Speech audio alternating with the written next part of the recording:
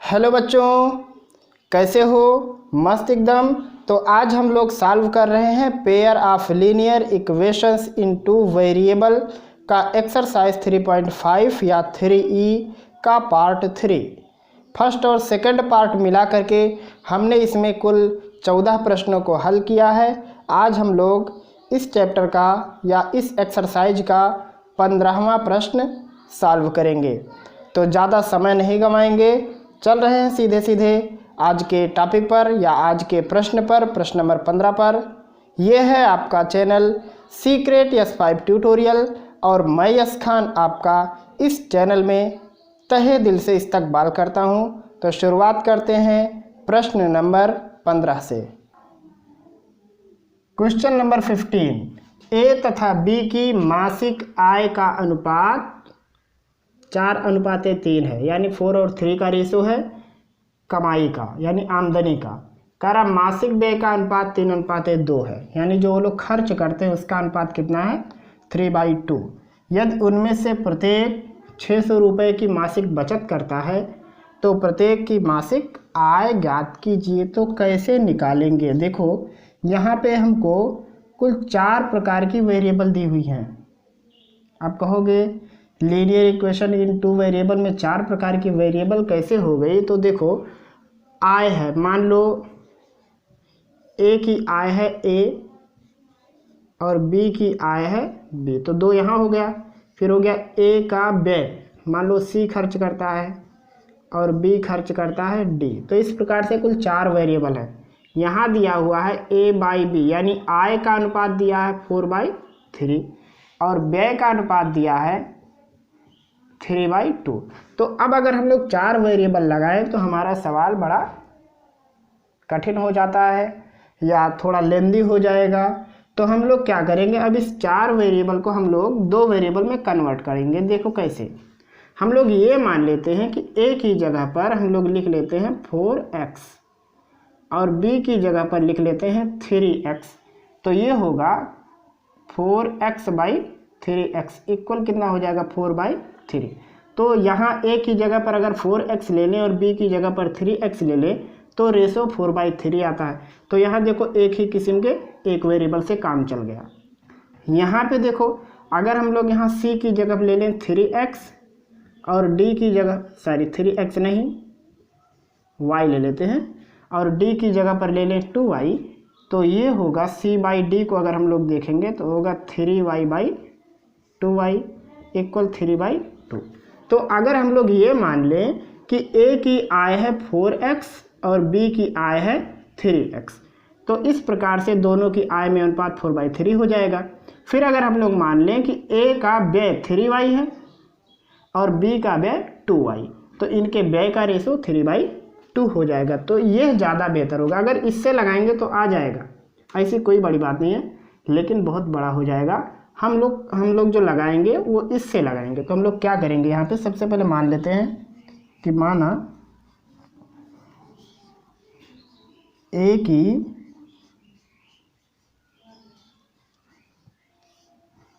मासिक आय बराबर 4x रुपया मान लिया, बी की मासिक आय मान लेते हैं कितना है वो 3x। फिर उसके बाद ए की मासिक व्यय लिख लेते हैं, वो कितना मान लिया गया है यहाँ पे मासिक व्यय ए की 3y और बी की मासिक व्यय मान लेते हैं 2y। उसके बाद यहाँ पे प्रश्नानुसार लिख सकते हैं, प्रथम शर्त लिख सकते हैं, जो इच्छा कहे वो लिख दो। तो यहाँ पे क्या कहा है क्वेश्चन में कि उनमें से हर एक कितना रुपया बचा लेता है 600। तो अब बचत कैसे निकालेंगे, आमदनी में से खर्च घटा दो। तो ए की आमदनी है 4x और ए ने खर्च किया 3y, तो बचा इसका कुल कितना रुपया 600। मान लो इक्वेशन फर्स्ट हो गया। फिर ऐसे बी वाले का है, बी की कमाई कितनी है 3x और बी का खर्च कितना है 2y, बचा कितना 600, इक्वेशन सेकेंड। अब आपके पास दो इक्वेशन है, आप इसको कैसे हल करोगे वो तो आपके विवेक पर डिपेंड करता है, आपकी इच्छा पर।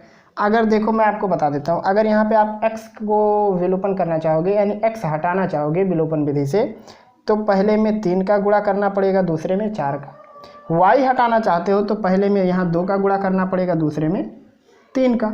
हम यहाँ जो सिलेक्ट करेंगे वो सिलेक्ट करते हैं हम यहाँ पे क्रॉस मल्टीप्लिकेशन। तो क्रॉस मल्टीप्लिकेशन से कैसे लगाएंगे, यहाँ पे एक वेरिएबल x, एक y और एक लेंगे यहाँ पे -1। -1 कब लिया जाता है, जब कांस्टेंट एक साइड और वेरिएबल एक साइड होता है। अगर सब इस साइड होते तो यहाँ 1 लिया जाता। तो यहाँ पे 3 बार क्रॉस का निशान, ऐसे। शुरुआत y से करना है तो यहाँ पे -3 -2, फिर यहाँ आना है 600, ये भी है 600, फिर उसके बाद ये हो गया, ये हो गया। अब यहाँ आना है और जो शुरू में वही लास्ट में लिखना है, हो गया। अब ये होगा x बाई, देखो इधर से इसका गुणा 3 छक 18, इधर से जाते समय माइनस लेना है तो एक माइनस पहले से प्लस हो जाएगा, 6 दूनी 12, 1200 हो गया, इक्वल y इसका गुणा इधर करो, 6 का गुणा 3 में 1800, माइनस इधर से ये जाएगा तो 6 चौक को 24, माइनस लगाते हुए जाना है, इक्वल -1 बाई 4 का गुणा 2 में करोगे तो -8 और 3 का गुणा 3 में करोगे तो एक माइनस पहले से है, एक और माइनस लगा दोगे तो प्लस हो जाएगा, 3 3 9, ये हो गया x अपान। अब देखो 1800 में से 1200 घटाओगे तो -600 यानी 600 आया, y बटे यहाँ भी आएगा ऋण 600 बराबर ऋण 1 बटे 9 में से 8 घटाओगे तो 1 आएगा। यहाँ से x बाई -600 को लिखोगे -1 और y बाई -600 को लिखोगे -1, तो x इक्वल हो गया 600 और y इक्वल हो गया 600। अब हमको क्या निकालना था, दोनों की आय निकालना था। तो पहले लिखेंगे एक ही आय, मतलब एक ही आमदनी। एक ही आय कितनी है 4x, तो लिखेंगे 4x इक्वल 4x की वैल्यू 600 इक्वल हो जाएगा 2400, एक का आ गया उतना रुपया। फिर निकालना हमको b की आय, तो लिखेंगे b की आय बराबर 3x है वो, तो हो जाएगा ये 3 × 600 इक्वल 1800 रुपीज़। तो मेरे ख्याल से आपको ये प्रश्न समझ में आ गया। अगर मान लो पूछा होता व्यय भी निकालो, तो a का व्यय हम लोगों ने कितना माना था 3y, तो 1800 इसका खर्च हो जाता, इसका 2y है b वाले का तो 1200 इसका हो जाता। तो इस प्रकार से प्रश्नों को हल करना है। देखो अगर हम लोग 4 वेरिएबल लगाते ना तो बहुत बड़ा सवाल हो जाता। तो हम लोगों ने क्या दिमाग में लगाया कि आय का अनुपात 4/3 दिया है, तो a को अगर 4x मान लो और b को 3x, तब भी 4/3 रेशो होगा। व्यय में दिया 3/2, तो अगर हम लोग c को 3y और d को 2y लिखेंगे तब भी 3/2 आएगा। तो ऐसे हम लोगों ने मान लिया कि a की आय 4x, b की 3x। फिर a का व्यय मान लिया यहाँ पे 3y और b का व्यय 2y, और उस प्रकार से कहा था कि दोनों 600 बचाते हैं। तो a के लिए a की आमदनी माइनस a का व्यय, b के लिए b की आमदनी माइनस b का व्यय, और दोनों 600 बचाते थे। 2 इक्वेशन हो गए। और हल करने के अनेक तरीके हैं, जो आपको अच्छा लगे वैसा करना। हमने यहाँ क्रॉस मल्टीप्लिकेशन से लगाया है, छापो। क्वेश्चन नंबर 16 है, दो संख्याओं का अनुपात है 3 और 2 का, और प्रत्येक संख्या में अगर 9 जोड़ दिया जाए तब अनुपात हो जाता है 6 और 5 का। संख्याओं को ज्ञात कीजिए। तो यहाँ क्या करना है, यहाँ सिंपल में मान लेना है कि माना प्रथम संख्या कितनी हो गई x,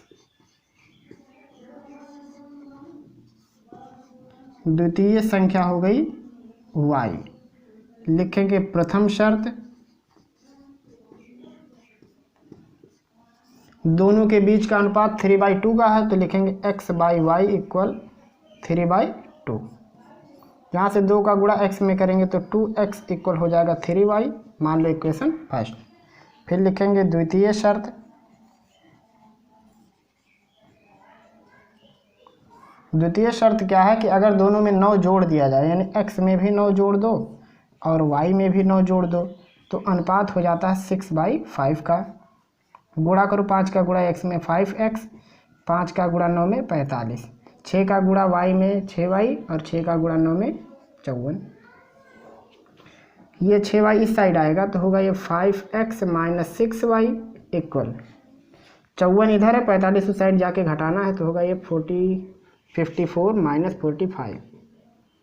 यहाँ से ये हो गया 5x - 6y इक्वल माइनस नहीं प्लस में आएगा, 54 में से 45 घटाएंगे तो इतना आएगा। अब देखो ये हो गया 5x माइनस, अब 6y को ऐसा लिख सकते हो, देखो 2 × 3y इक्वल 9। ऐसा हमने क्यों किया? क्योंकि हम 3y की वैल्यू जानते हैं। या आप क्या कर सकते हो, इसको इक्वेशन सेकंड बना लो, दोनों को हल कर लो, लेकिन ये ज़्यादा बेहतर है। तो ये हो गया 5x - 2, 3y की जगह पे लेना है 2x इक्वल 9, 2 दूनी 4, 5 में से 4 जाएगा 1, यानी x इक्वल हो गया 9। कहीं भी रख दो y की वैल्यू आ जाएगी, जैसे यहाँ रख दो x का मान समीकरण 1 में रखने पर, तो होगा ये 2 × 9 बराबर 3y, दोनों 18, 18 में 3 से भाग करेंगे 6 आएगा, यानी y बराबर हो गया 6। तो लिखेंगे इसलिए प्रथम संख्या 9 हो गई और द्वितीय संख्या 6। तो मेरे ख्याल से आपको यह प्रश्न आ गया होगा समझ में। छापो। क्वेश्चन नंबर 17, 2 ऑडियो कैसेट और 3 वीडियो कैसेट का मूल्य 425 रुपये है और 3 ऑडियो कैसेट और 2 वीडियो कैसेट का मूल्य 350 है। एक ऑडियो और एक वीडियो कैसेट का मूल्य ज्ञात कीजिए। कैसे लगाना है देखो, ऐसे बहुत सारे सवाल आते हैं कि इतना कुर्सी इतना मेज का दाम, ये सब सवाल तो एक लगा देता हूँ, ऐसा कहीं भी रहेगा तो छोड़ देंगे उसको। लिखेंगे यहाँ माना एक ऑडियो कैसेट का मूल्य बराबर x रुपये,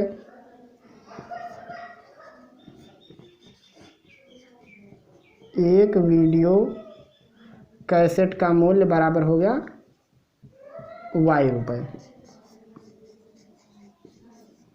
फर्स्ट कंडीशन है इसका कि 2 ऑडियो कैसेट है, तो एक का x है तो 2 का हो गया 2x, और 3 वीडियो कैसेट तो एक की y तो हो जाएगा 3 का 3y, टोटल हो गया 425। Equation first.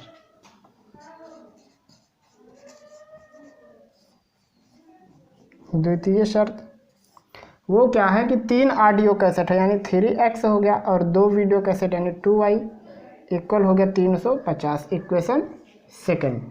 चाहे जैसे लगा लो, तो हम इसको फिर से लगाएंगे क्रॉस सिस्टम से, x y - 1 इस प्रकार से विलोपन से लगाना होगा। तो इसमें 3 का गुणा करना पड़ेगा x के लिए, यहाँ 2 का, और अगर y हटाना चाहते हो तो इसमें 2 का इसमें 3 का। तो हम यहाँ क्रॉस से लगाएंगे, शुरुआत y से होनी चाहिए, तो ये हो गया 3 2, उसके बाद 425 यहाँ 350 इसमें हो गया, फिर उसके बाद ये शुरू वाला 2 और 3, फिर जो शुरू में वही लास्ट में, शुरू मतलब इसका शुरू लेना, तो ये 32 से स्टार्ट हुआ तो 32 पे ख़त्म भी हो जाएगा। ऐसे बनाना, पहले y का फिर कांस्टेंट फिर ये चिन्ह समेत लिखना है सबको, हो जाएगा x बाई 3 का गुणा इसमें करो, 3 × 5 = 15, 3 × 3 = 9, 1 10 ऋण, इधर से जाते समय माइनस लेना है तो हो जाएगा ये 850 बराबर y बाई, इसका इधर से गुणा करो, 3 × 5 = 15, 3 दूनी 6 = 7, 3 चौको 12 माइनस, इधर से जाके माइनस लेना, 3.5 दूनी 700 इक्वल -1 बाई 2 दूनी 4, 3 × 9 हो गया x बटे, घटाओ जरा, तो ये यहाँ बचेगा 200 इक्वल y बाई, ये बचेगा 575 इक्वल ऋण 1 बटे 9 में से 5 जाएगा ऋण 4, तो माइनस माइनस हो गया ख़त्म, सॉरी 9 में से 4 जाएगा 5, तो माइनस आएगा, माइनस माइनस खलास। तो यहाँ से x इक्वल होगा 200/5, y होगा 575/5, x बराबर हो गया 40 रुपये और y बराबर भाग करोगे तो 5 एकने 5, 5 एकने 5, 5 बचे 25, इतना रुपया होगा। तो ऑडियो कैसेट का दाम x था तो ऑडियो हो गया 40 रुपये का, वीडियो का y था तो वो हो गया 115 रुपये। ये हो गए इस प्रश्न के जवाब, लिख लीजिए। क्वेश्चन नंबर 18, एक राजमार्ग पर दो स्थानों A तथा B के बीच की दूरी 70 किलोमीटर है। एक ही समय एक कार A से रवाना होती है और एक अन्य कार B से। यदि दोनों कारें एक ही दिशा में चलती हैं तो 7 घंटे बाद मिलती हैं और यदि विपरीत दिशा में चलती हैं तो 1 घंटे में मिलती हैं। दोनों कारों की चाल ज्ञात करो। तो देखो इसका मतलब क्या है कि मान लो दो स्थान हैं A और B, इसके बीच की दूरी है 70 किलोमीटर। कह रहा है जब दोनों एक ही दिशा में चलते हैं, मतलब जैसे B इधर जा रहा है और A भी इधर, तो दोनों मिलते हैं 7 घंटे में। या ऐसा कह सकते हो कि A इधर आ रहा है और B भी इधर, तो 7 घंटे में। तो अगर A B के पीछे होगा, मतलब B आगे जा रहा है और उसके पीछे पीछे A जा रहा है, तो यहाँ पे A की चाल ज़्यादा होगी, तभी ये जाके उसको पकड़ सकता है। अगर A इधर आ रहा है, B इधर आ रहा है, तो इस समय B की चाल ज़्यादा होगी। तो हम लोग क्या कह सकते हैं कि A और B दोनों में से किसी एक की चाल अधिक होगी। अगर हम लोग ये फॉलो करते हैं कि A से B की ओर जा रहे हैं तो A की चाल ज़्यादा होगी, B से A की ओर आ रहे हैं तो B की चाल ज़्यादा होगी। फिर यहाँ क्या करा कि अगर दोनों एक दिशा में चलते हैं तो 7 घंटे मिलते हैं। तो सोचो, मान लो ये कोई पॉइंट है जहाँ जाके दोनों मिले, तो यहाँ से B इतना चलेगा और A को इतना चलना पड़ा। तो अगर पूरी मतलब A वाली दूरी में से B वाली दूरी घटा देंगे तो वही दूरी हो जाएगा जो स्थानों के बीच की दूरी थी। फिर क्या है कि अगर दोनों उल्टे आ रहे हैं ऐसे, तो 1 घंटे में मिलते हैं। मतलब क्या हुआ कि 1 घंटे में दोनों जितना चले वो पूरी लंबाई क्या है, स्थानों के बीच की दूरी। तो यहाँ हम लोग इसको ऐसा मान लेंगे, हम लोग ये मानते हैं कि A से B की ओर सफ़र हो रहा, तो मानेंगे माना कार A की चाल बराबर x किलोमीटर प्रति घंटा,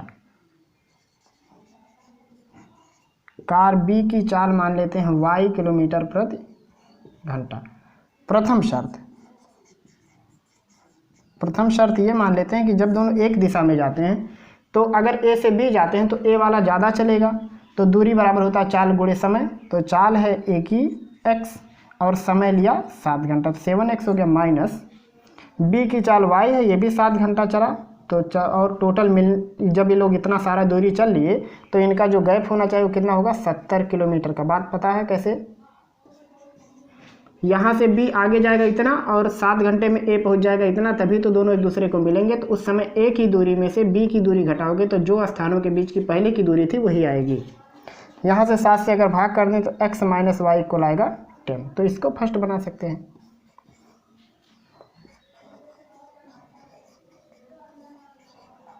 द्वितीय शर्त कह रहा कि अगर विपरीत दिशा में एक दूसरे की ओर चलें तो एक दूसरे की ओर चलेंगी तो 1 घंटे में A x चलेगा और B y चलेगा।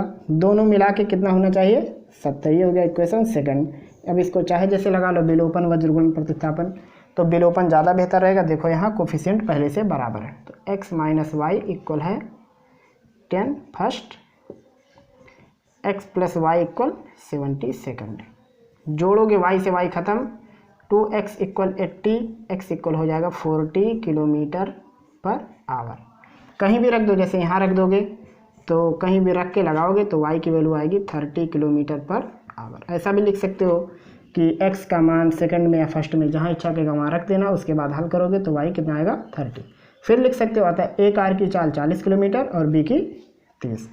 अगर उल्टा मान लेते हम लोग, सफ़र ऐसा लिखते हैं कि B से A की ओर जा रहे हैं, तब उस समय B की चाल 40 आती, A की 30। मतलब क्या है कि दोनों में से एक की 40 और एक की 30 रहेगी।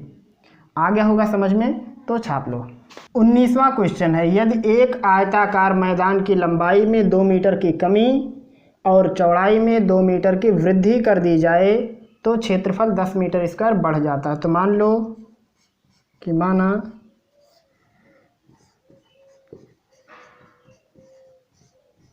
लंबाई है x मीटर और चौड़ाई है y मीटर। प्रथम शर्त, फर्स्ट कंडीशन यानी वो ये है कि अगर लंबाई में 2 मीटर की वृद्धि कर दें यानी x+2 कर दें और चौड़ाई में 2 मीटर की प्रश्न क्या कहा है कि अगर लंबाई में 2 मीटर की कमी x-2 चौड़ाई में 2 मीटर की वृद्धि यानी y+2, तो क्या हो जाएगा, क्षेत्रफल 10 मीटर बढ़ जाता। तो पहले क्षेत्रफल कितना था, xy लंबाई गुणे चौड़ाई था, ये नया क्षेत्रफल, ये पहले का क्षेत्रफल, तो नया वाला पहले से 10 अधिक हो गया। कैसे निकाले देखो, लंबाई x मान लिया, चौड़ाई y, कह रहा लंबाई में कमी कर दो 2 मीटर तो घटा दिया, चौड़ाई में 2 बढ़ा दो, तो अब ये नया क्षेत्रफल हो गया क्योंकि नई लंबाई नई चौड़ाई, बराबर क्या हुआ, पुराने वाले क्षेत्रफल से 10 ज़्यादा। इसको हल कर दो, x का गुणा y में xy, x का गुणा 2 में 2x माइनस 2 का गुणा y में 2y और 2 का गुणा 2 में 4 इक्वल हो गया xy+10। xy ख़त्म हो गया 2x माइनस 2y, -4 उस साइड जाएगा तो प्लस होगा और +4 10 में मिलके 14, यहाँ से x माइनस y इक्वल हो गया 7, इक्वेशन फर्स्ट। अब यहाँ लिखेंगे द्वितीय शर्त, वो क्या होगा देखो, द्वितीय शर्त कहा कि अगर लंबाई में 2 मीटर की वृद्धि कर दो तो x में जब 2 जोड़ दो तो x+2 हो जाएगा, चौड़ाई में 3 मीटर की कमी कर दो तो चौड़ाई है y, उसमें 3 घटा दो, इक्वल कितना हो गया, पहले के क्षेत्रफल से 45 कम, ये कहा पहले के क्षेत्रफल से 45 कम हो गया।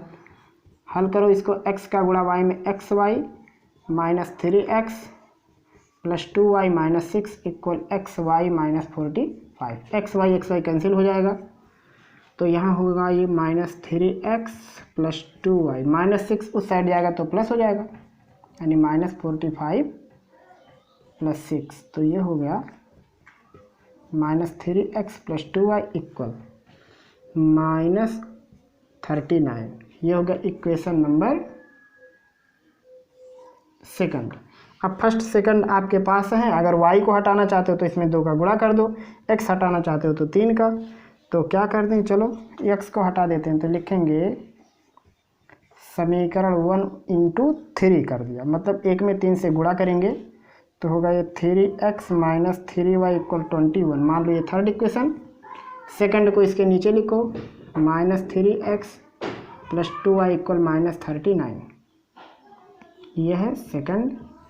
जोड़ दो क्योंकि चिन्ह विपरीत है, तो 3 में से 2 जाएगा 1 माइनस y हो गया और 39 में से 21 घटाएंगे तो 18, तो y बराबर हो गया 18 मीटर, यानी उसकी चौड़ाई कितनी हो गई 18 मीटर। कहीं भी रख दो, जैसे मान लो यहाँ रख दो तो 18 उस साइड जाके प्लस हो जाएगा, तो लिखेंगे समीकरण 1 में y बराबर 18 रखने पर तो होगा x ऋण 18 बराबर 7, x बराबर होगा 7 धन 18 बराबर 25 मीटर। तो यहाँ लिखेंगे इसलिए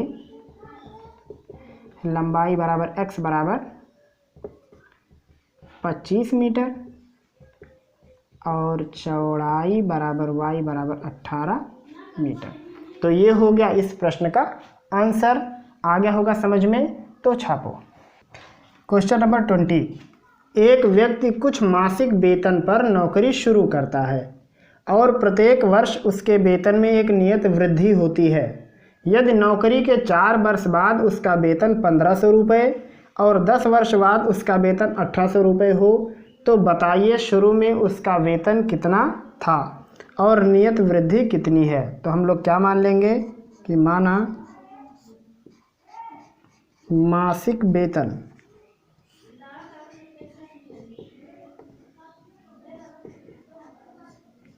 बराबर x रुपये और लिख लेते हैं वार्षिक वृद्धि, क्योंकि एक एक साल में उसका पेमेंट बढ़ रहा है, वो है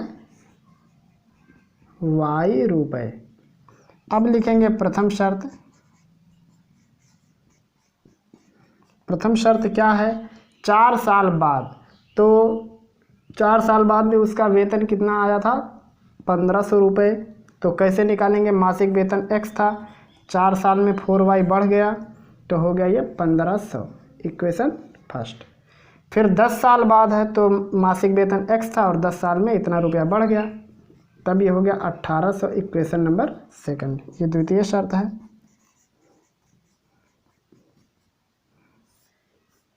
ऐसा भी लिख सकते हो कि समीकरण 1 में से 2 को घटाना है, तो समीकरण 1 माइनस समीकरण 2, तो x plus 4y equal 1500 first, x minus 10y equal 1800 equation second, minus plus minus क्योंकि घटाना है, x x खत्म हो गया, 10 और 4 जोड़ दोगे तो 14y हो जाएगा, और यहाँ माइनस नहीं, सारी ये गलती हो गई, ये x प्लस 10y है, नीचे चिन्ह चेंज, माइनस माइनस माइनस, 10 में से 4 जाएगा 6 ऋण 6y, 1800 में से 1500 घटाएंगे तो ऋण 300, तो यहाँ से y बराबर होगा 50 रुपये। इसका मतलब मासिक ये इसका वार्षिक वृद्धि कितना है,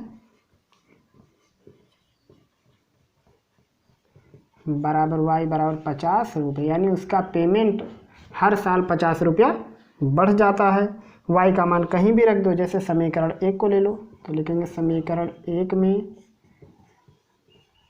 y बराबर 50 रखने पर तो होगा x प्लस 4 इंटू वाई जगह 15 इक्वल 1500, ये हो गया x plus 200 equal 1500, x equal होगा 1500 माइनस 200 इक्वल 1300 रुपीज़। यानी जब वो काम पे लगा था तो उस समय उसको 1 महीने का 1300 रुपये मिल रहे थे। तो ये हो गया इस प्रश्न का आंसर। मेरे ख्याल से आपको बात समझ में आ गई है, अगर हाँ तो छाप लीजिए। क्वेश्चन नंबर 21, राम और श्याम मिलकर एक कालीन 12 दिन में बुन सकते हैं। दोनों ने मिलकर 4 दिन तक काम किया, उसके बाद श्याम को काम छोड़ देना पड़ा। शेष बुनाई का काम राम ने 20 दिन में पूरा किया। ज्ञात कीजिए दोनों अलग अलग काम कितने दिन में समाप्त करेंगे। तो ये काम और समय वाला हिसाब किताब है, तो इसमें सिंगल सिंगल करके काम करते हैं। देखो कैसे, हम लोग मान लेंगे, माना राम अकेले काम समाप्त करेगा,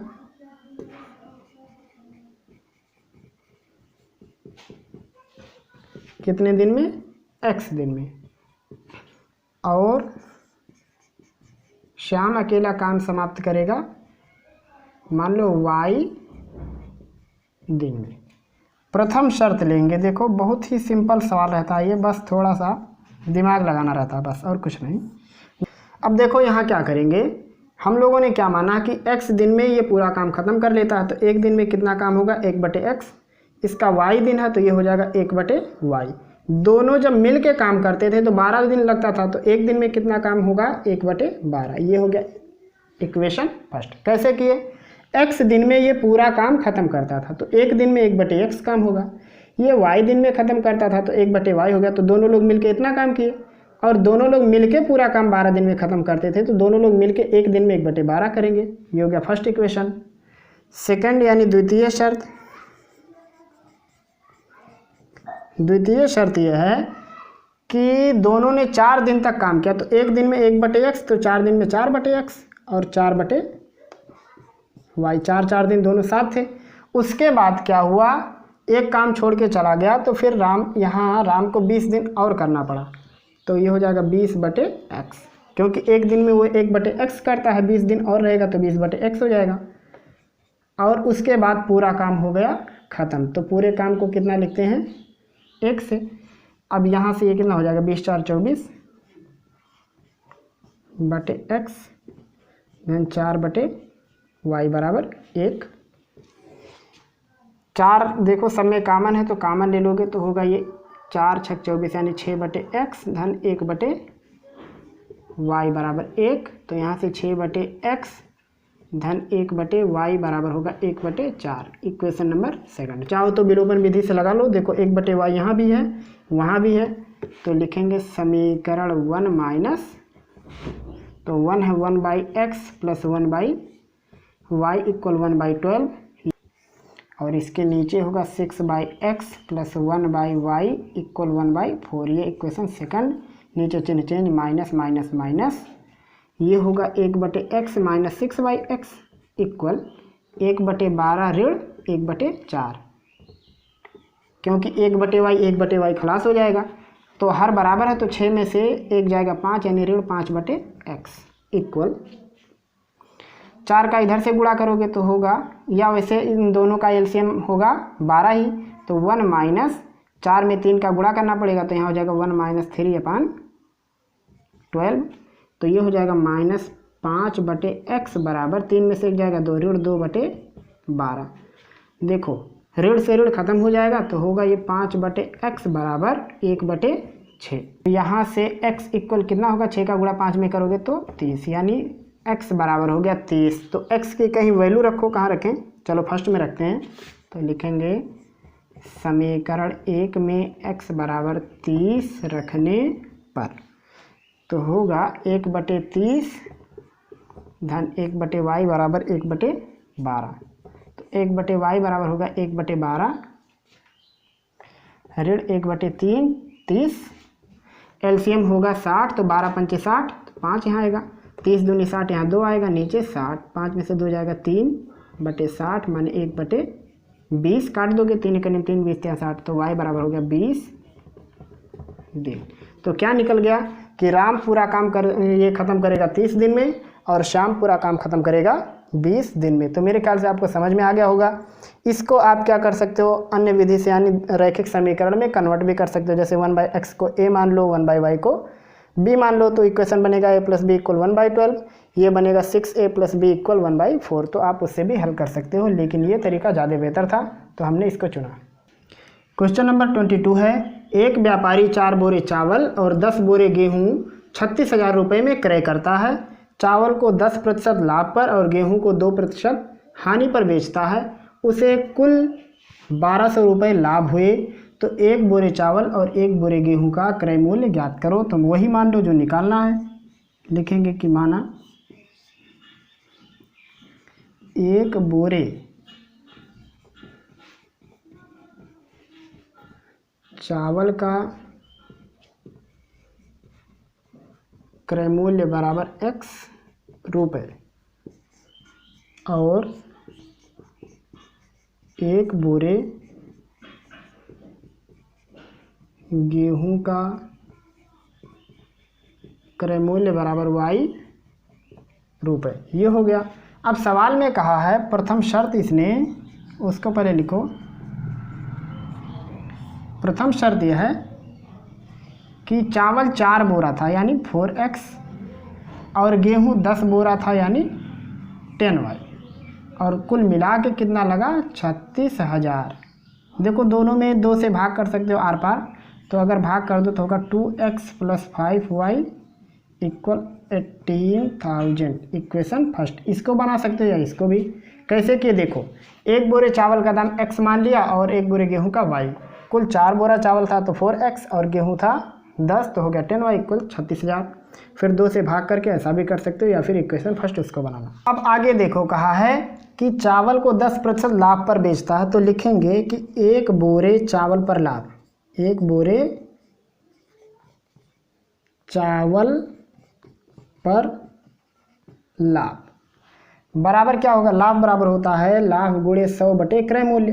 तो लाभ कितना हुआ, इसको 10% और क्रय मूल्य इतना है यानी 10x बटे 100। इसको क्या हो गया, फायदा। तो विक्रय मूल्य कितना होगा बताओ, 1 बोरे चावल का विक्रय मूल्य कैसे निकालते हैं, लाभ में खरीदने वाला रेट जोड़ दो तो पता चल जाएगा बेचा कितने में। जैसे मान लो 10 रुपये का सामान है, 5 रुपये फायदे पर बेचा, तो कुल कितने में बेचा, 15 में। 10 रुपये का खरीदे थे, 5 में मतलब 5 रुपया फ़ायदा लिए, तो कुल 15 रुपया में बेचा गया। तो बिल्कुल सवाल ऐसे ही है कि उसको फ़ायदा इतना हुआ तो कितने में बेचा वो निकालना है। तो जितना फ़ायदा हुआ वो ले लो और जितने में ख़रीदा था वो ले लो। तो x में ख़रीदा इतना फ़ायदा हो गया, तो 100 का गुणा x में करोगे तो 100x और 10 जोड़ दोगे तो होगा 110x बटे 100। इतने में इसको बेचा गया। तो अब लेकिन कुल कितने बोरे थे? 4 बोरे। तो यहाँ क्या लिखेंगे? 4 बोरे चावल का विक्रय मूल्य। तो होगा ये 440x/100, इतने रुपए में चावल बिका।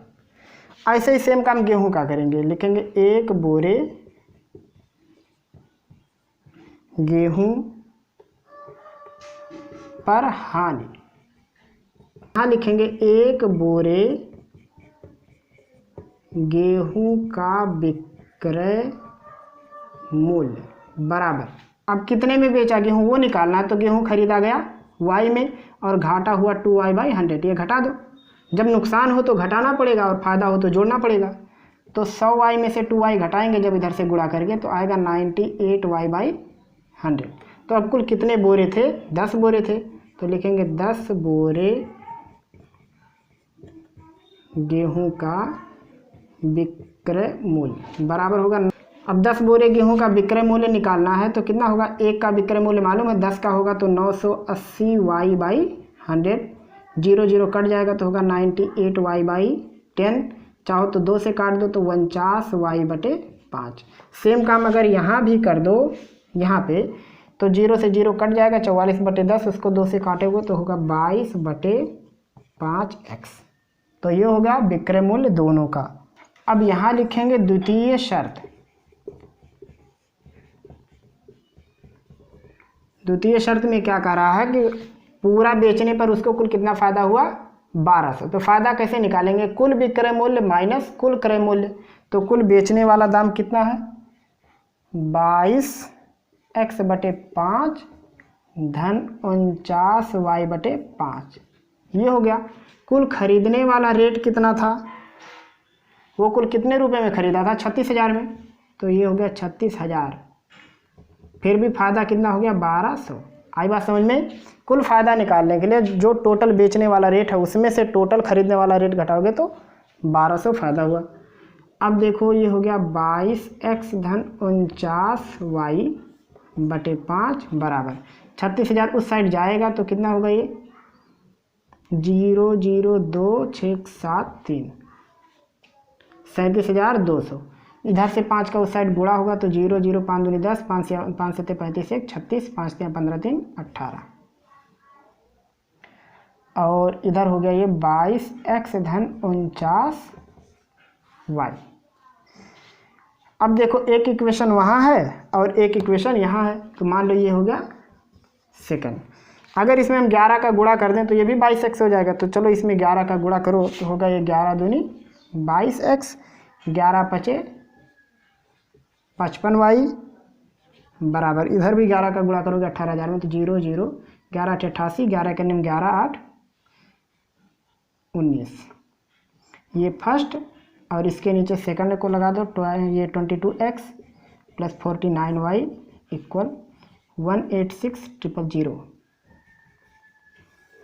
घटाओगे तो माइनस माइनस माइनस 55 में से 49 घटाओगे तो आएगा 6y इक्वल 000 हो गया। 8 में से 6 जाएगा 2, 9 में से 8 जाएगा 1, तो y इक्वल हो जाएगा 2000 रुपये। आगे बात समझ में? कहीं भी y की वैल्यू रख दो, जैसे यहाँ मान लो 2000 रखो तो 2 पंचे 10,000 हो जाएगा। उस साइड जाके घटाओगे तो 8,000 बचेगा। 8,000 में से 2,000 से भाग करोगे, 2 से भाग करोगे तो 4,000 आएगा, यानी x इक्वल आएगा 4,000 रुपीज़। यानी वो चावल खरीदा था 4,000 में और गेहूं खरीदा था 2,000 रुपये में। क्वेश्चन नंबर 23, किसी स्कूल में कुछ छात्रों में कुछ धन बराबर बराबर बांटा जाता है। यदि छात्रों की संख्या 2 अधिक होती तो प्रत्येक छात्र को 30 रुपये कम मिलते, और यदि छात्रों की संख्या 2 कम होती तो प्रत्येक छात्र को 50 रुपये अधिक मिलते। धनराशि और छात्रों की संख्या ज्ञात कीजिए। तो जो नहीं मालूम है वही मान लो। लिख लेते हैं कि माना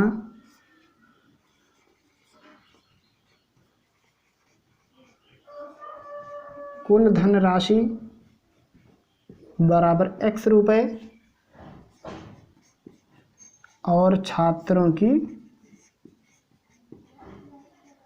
संख्या बराबर y रुपये हो गया। तो एक छात्र को कितना मिलेगा वो निकाल लो। तो लिखेंगे प्रत्येक छात्र की धनराशि, तो एक बच्चे को कितना मिलेगा, कुल रुपए में कुल बच्चों की संख्या से भाग करने पर जो आएगा वही मिलेगा। अब है प्रथम शर्त। प्रथम शर्त यह है कि कह रहा है कि अगर छात्रों की संख्या 2 अधिक होती, तो छात्रों की संख्या कितनी है, 2 है, तो कह रहा अगर 2 ज़्यादा हो जाते तो 30 रुपये कम मिलता। तो एक बच्चे को अभी कितना मिला, x/y, तो इसमें से 30 रुपया कम हो जाता। अगर छात्रों की संख्या 2 ज़्यादा होती तो 30 कम मिलता। तो अभी भी कुल मिला के कितना होना चाहिए, जितना रुपया था उतना ही, तो कुल कितना था, x अभी भी तो है। द्वितीय, अब इसको हल भी कर सकते हो, देखो y का गुणा उधर करोगे तो होगा xy/y minus 30y plus 2x/y minus 60 equal x। y से y कट जाएगा तो ये होगा x minus 30y plus 2x/y minus 60 equal x। x से x कट जाएगा तो होगा ये minus 30y plus 2x/y equal 60। अब देखो इसको उस साइड लेके आओ तो होगा ये 2x/y इक्वल 60 प्लस 30y। 2 से भाग करोगे तो होगा x/y इक्वल 2 से भाग करोगे तो इधर 30 प्लस 15y। मान लो इक्वेशन फर्स्ट हो गया। फिर सेकंड में कह रहा है तो उसको लिखोगे द्वितीय शर्त, सेकंड कंडीशन। द्वितीय शर्त कह रहा है अगर छात्रों की संख्या 2 कम होती, तो पहले से y थे, अगर 2 कम हो जाते तो एक को 50 ज़्यादा मिलता। तो वैसे एक को इतना मिला था, 50 ज़्यादा मिल जाता, लेकिन अभी भी कुल रुपए उतने ही हैं। फिर से गुणा करो तो होगा ये xy/y plus 50y minus 2x/y minus 100 equal x। y से y कट जाएगा तो यहाँ आएगा x plus 50y minus 2x/y minus 100 equal x। x से x कटेगा तो होगा ये 50y माइनस 2x/y इक्वल 100। ये पूरा पार्ट उस साइड पहुंचाओगे तो ये कितना होगा, माइनस 2x/y इक्वल होगा 100 माइनस 50y। 2 से भाग कर सकते हो या माइनस 2 से भाग करोगे तो होगा x/y इक्वल माइनस 2 से जब भाग करोगे तो आएगा minus 50 plus 25y। Equation number second. कैसे कि ये पता है, जब बच्चों की संख्या 2 कम है तो 50 ज़्यादा मिल रहा है। अभी भी कुल गुणनफल इनका कितना आना चाहिए, x ही आना चाहिए। फिर इनको सॉल्व किया तो आया minus 2x/y equal 100 minus 50y। 2 से माइनस 2 से भाग करोगे तो x/y हो जाएगा, ये माइनस 50 हो जाएगा और ये प्लस 25। अब देखो 2 इक्वेशन है, दोनों में x/y की वैल्यू मालूम है, तो लिखेंगे समीकरण 1 तथा 2 से। तो एक है 30 प्लस 15y और एक है माइनस 50 प्लस 25y। 25 इस साइड आएगा तो होगा ये 15y minus 25y equal minus 50 और ये 30 उस साइड जाएगा तो माइनस 30। अब ये 25 में से 15 घटाएंगे तो आएगा माइनस 10y और 50 30 80 हो गया, y बराबर हो जाएगा 8। माइनस माइनस कैंसिल, 0 से 0 कैंसिल। y का मान कहीं भी रख दोगे तो x का आ जाएगा, जैसे मान लो फर्स्ट में रख दो, सेकंड में, जैसे मान लो समीकरण 1 में y बराबर 8 रखने पर तो होगा ये x/8 बराबर 30 धन 15 गुणे 8। 15 8 120, 30 50, 150 हो गया। x बराबर हो गया 150 गुणे 8, क्योंकि 8 का भाग उस साइड गुणा हो जाएगा। 15 8 120 यानी 1200। तो कुल 1200 रुपया था और कुल बच्चे 8 थे। ये हो गया इस प्रश्न का आंसर।